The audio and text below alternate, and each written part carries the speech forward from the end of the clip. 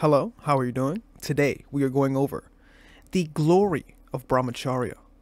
So without further ado, let us begin. There cannot be any language without vowels or consonants. You cannot draw a picture without a canvas or a wall. You cannot write anything without paper, parchment, or something legible. Even so, you cannot have health and spiritual life without Brahmacharya. The essence of Brahmacharya is very, very important. It's very, very, very important to the spiritual plane. Brahmacharya brings material progress and psychic advancement. It is the basis for morality. It is the basis for eternal life. It is a spring flower that exhales immortality from its petals. It is the substratum for a life of peace in Atman. So Atman is considered the I, the self, the ego. If you want to be at peace with the I, the self, the ego, you must look within, for from within everything comes. If it's outwardly, your description of yourself, the I, is only defined by what is outside of you, then you will never have peace within the Atman. This is why Brahmacharya strongly tells the aspirants why the worldly desires are so dangerous, because they will start to define you when you overly consume these things. It will no longer be yourself. It is the firm support from Brahma Nishta, which is eagerly longed for by the sages, aspirants, and yogic students. It is the shield for waging war against the internal asuras, lust, anger, and greed. It serves as a gateway to the bliss beyond. It opens the door of moksha. Brahmacharya is a very, very potent practice, right? It is a shield against the asuras, lust, anger, and greed. It is a shield to the deadly sins, which we know. It is a auric-like shield that you will have to protect you. It will protect you in many, many degrees. Spiritual attacks, physical attacks. Brahmacharya is the answer to anything to protect yourself, to protect your spiritual being. And it also opens the door for moksha, true enlightenment. Now, a lot of people, when they click on the videos on this channel in regards to semen retention or any Brahmacharya videos, many people, they always want to know what it is they will receive. Is this a real thing? Is Brahmacharya semen retention a real thing? Do you have sources to show that this is a real thing? And while all of these are great questions, all of these are great comments, statements, etc., you have to release this ideology that you're going to receive something from this practice. That's number one. A lot of people want something instantly, right? They're like, oh, I went 20 days on semen retention. Is there something that I didn't get? What did I didn't get? Or how much longer should I go before I receive this thing? And if that's the premise of why you're doing this, you won't last long, and you're definitely not doing it for the correct reasons. You have to rechannel and refocus your purpose and the premise as to why you're doing this. Why are you beginning this? What it is beyond the physical. You have to open the gateway beyond the physical to see what is beyond the great abyss. Brahmacharya will allow this to happen. Now, the seed within you, the virya, the sperm, the ojas, is very, very, very powerful and potent. It contributes to perennial joy, to the uninterrupted and undecaying bliss. Even rishis, devas, gandharavas, and kinnaras serve at the feet of a true brahmachari. Even Isvara applies to his forehead the dust of the feet of a genuine celibate.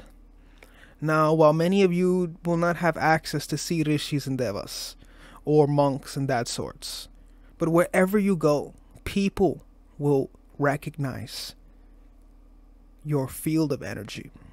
This is not to say people are going to stop you and say, hey man, I could tell you're holding in your seed. No one's going to walk up to you and say this, because it's not something that will necessarily be known. But the presence, the auric field that you walk with, this demeanor, this spiritual presence you now have, will be recognized by every and all things in this cosmos that vibrate. And practically everything you see in the physical plane is vibrating. Everything in this cosmos will see this godlike aura you hold.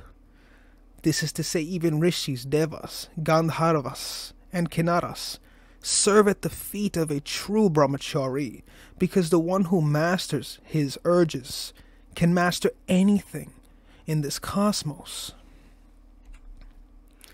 Brahmacharya is the only key to open the sushumna and awaken kundalini. It brings glory, fame, and virtue, and mana, pratishta. The 8 siddhis and the 9 riddhis roll under the feet of the true celibate. They are ever ready to obey his command. The Lord of Death flees from him. Who can describe the magnanimity, majesty, and glory of a true brahmachari? Now, many of these monks, many of these brahmachari aspirants, many people that practice monk mode, semen retention, brahmacharya, you name it, you get gifted with many gifts. Now, it is not my duty to tell you what these gifts are. I've definitely given plenty of insight as to what will happen. But there will be gifts you will receive when you are ready. You will receive certain gifts beyond the physical plane, 3D. Remember, guys, we live in a world where there is 12 dimensions. There is a total of 12 dimensions. Everything we see in the 3-dimensional plane, this is the bottom of the dimensional planes of everything we see through light apparatus. Things are happening in the from 4 to 12. These dimensions create everything that is known to existence. String theory, this is creating everything in existence, and then we see it through light apparatus. But everything happens from the dimensions above. The power you will receive and the respect you will receive from the dimensions above will magnify or outweigh anything you can feel in the physical plane. And now for some people, that's going to sound, to some people who don't know what's beyond the abyss, it sounds like nothing, right? Because all they know is physical pleasures. Eating, sleeping, reproduction, the very animalistic urges within the triune brain of the reptilian brain, the 4 Fs. Feasting, fucking, or fight or flight. That is the 4 Fs that most people are living off of. This animalistic reptilian brain. They have yet to see what is beyond. They have yet to awaken what is beyond with this kundalini energy. This kundalini energy is very potent. Brahmacharya, tapasa, deva, mrityu, mupa, gnata. The Vedas declare that by brahmacharya and penance, the devas have conquered death. How did Hanuman become a Mahavir? It is with this weapon of brahmacharya that he acquired unsurpassable strength and valor. You receive powers that you can use in any of the worlds. There are 3 worlds that we live in. The physical, the mental, the astral. There are a few other worlds as well, but we will only go over the 3 main worlds. You can conquer anything. Now, Hanuman is a beast-like man. He comes in the form of a monkey type of man, Hanuman. It gives you this description or imagery of a monkey-like man.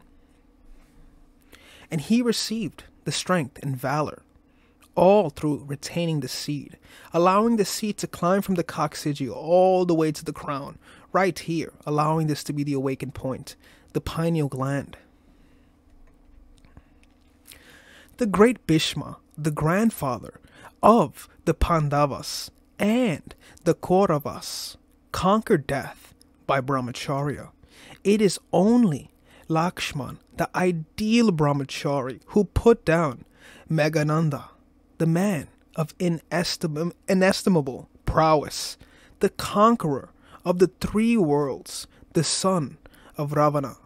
Now imagine what power levels there have to be in order for the brahmachari, the true brahmachari, to possess, to conquer someone of that magnitude. It is true power. Even Lord Rama could not face him. It is through the force of Brahmacharya that Lakshman was able to defeat the invincible Meghananda. The valor and greatness of Emperor Prithviraj was due to the strength of Brahmacharya. Now, he would have not won this face-off. Hence, he was not practicing Brahmacharya. He would have never had this vigor, this strength, this immense auric field around him. Hence, he was not practicing Brahmacharya. He would have been in a weakened state. There is nothing in the three worlds that cannot be attained by Brahmacharya. The rishis of yore knew fully well the value of Brahmacharya, and that is the reason why they sang in beautiful verses about the glory of Brahmacharya. Because these rishis, these monks of old, they truly know the power that comes from within. That is why they practice stillness to a great degree. Stillness is a very, very important thing that seems to be dormant in many people's lives today. We are so engulfed, we are so stimulated by external sources, television, internet, cell phone, iPhone, iPad. You name it, there is a external source trying to devour our energy. Now, stillness will help us to avoid this and to remain within the I and to remain calm and constant. And being calm and constant, we will be able to control virya, prana, and mind, which is also another part of the three worlds. Just as the oil comes up in a wick and burns with glowing light, so also the virya or semen flows up the practice of yoga, sadhana, and is converted into tejas or ojas. So we have a description here that shows the ojas, the seminal energy or virya. It has to climb up the spine from the coccygeal all the way to the brain. And this will allow the semen to be regenerated to different aspects of the life. Your brain will absorb it. Your body will absorb it. The auric field will absorb it. And you can use this to different facets of your life. Creative forces. Anything. You could use this to practically any profession, anything. Semen retention is the answer. Anything, brahmacharya is the answer. And it is similar to like a candle, right? As the oil comes up in a wick burning with this glowing light, the same thing happens with the semen when it flows upwards. You will start to glow like a candle. You will emit the same thing as a candle. Your body will be the candlestick and the flame will be at the top of your pineal.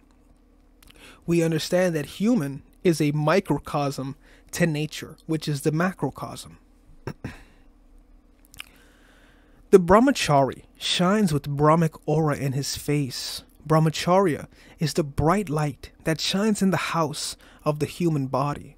It is the blossom flower of life, around which the bees of strength, patience, knowledge, purity, and dhriti wander about humming hither and thither.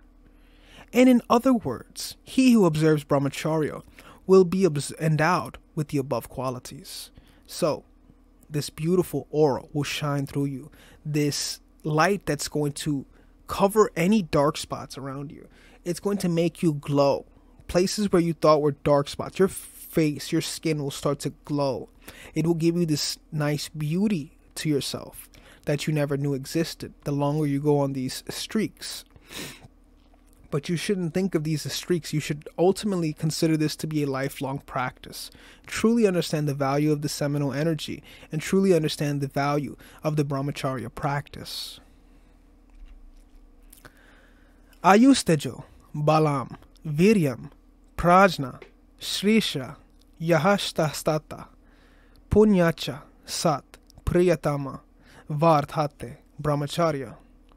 By the practice of Brahmacharya, longevity, glory, strength, vigor, knowledge, wealth, undying fame, virtues and devotion to the truth increase. So by the practice of Brahmacharya, you will only grow better, positively, happier, more fulfilling spiritually. The longer you go, by practicing this, you will learn more about the self. And that's ultimately what this world is for you to learn the self, to understand the self, and understand that we are all one, essentially. With that being said, guys, thank you guys for watching. Feel free to like the video.